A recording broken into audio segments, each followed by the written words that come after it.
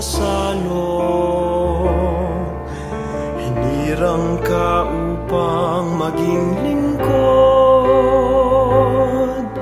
kasama ng sambayanan sa pagdulog.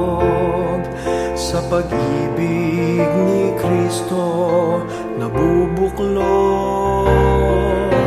Ikaw ay parin ni Kristo, tagapagpahayag ng mabuting balita sa mga tao. Ito ang buhay at lakas mo. Sa iyong pagkatao, sinasalamin mo